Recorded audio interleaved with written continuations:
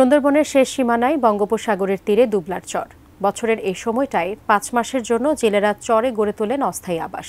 সেখানে চলছে মাছ শুটকি করার উৎসব। দুবলার শুটকি সরবরাহ হয় দেশে বিদেশে। বড় অঙ্কের রাজস্ব আসে সরকারের ঘরে। আমাদের মোংলা প্রতিনিধি নিজামুদ্দিনের তথ্য ছবিতে ডেস্ক রিপোর্ট।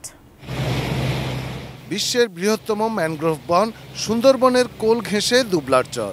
মৎস্য খাতের জন্য অর্থনৈতিক গুরুত্বপূর্ণ এক বিস্তীর্ণ ভূমি। সেখানে 5 মাসের জন্য জেলেপল্লী করার অনুমতি দেয় বন বিভাগ। দুবলার চরের আলোর কোল, মাঝের কেল্লা, নারকেলবাড়িয়া, শেলার চর ও মেহের আলীর চর, এবারও এই 5টি স্থানে গড়ে উঠছে শুটকি পল্লী। মোংলা থেকে নদীপথে দুবলার চরের দূরত্ব প্রায় 90 কিলোমিটার।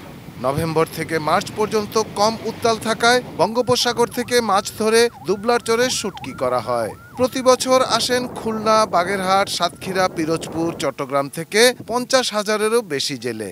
কেউ ট্রলার নিয়ে সাগরে যাচ্ছেন মাছ ধরতে, কেউ ঝুড়ি ভরে নামাচ্ছেন সেই মাছ।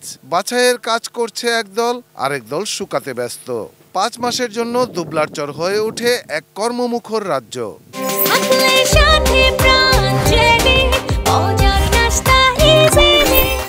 5 মাস থাকি, এটাই আমাদের পেশা, এটাই আমরা কর্ম করি। এই মাথায় একটা পানির হলে সবচেয়ে ভালো হয়। আমাদের পানির সমস্যা, হাসপাতাল হলে খুব ভালো হয়, কারণ এই জায়গায় হাজার হাজার মানুষ থাকে, হাসপাতালের কোনো ব্যবস্থা নাই।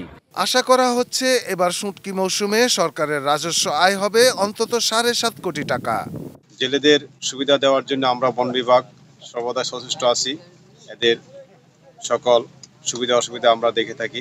আশা করি যদি আবহাওয়া ভালো থাকে আমরা রাজস্ব আদায় লক্ষ্যমাত্রা পৌঁছাতে পারবো। সদ্য ধরে আনা মাছ পরিষ্কার পরিচ্ছন্ন করে কোনো রাসায়নিক ছাড়াই তাৎক্ষণিক রোদে শুকাতে দেওয়া হয় বলে স্বাদে ও গুণে অনন্য দুবলার শুটকি। সারা দেশে এমনকি বিদেশেও এর ব্যাপক চাহিদা।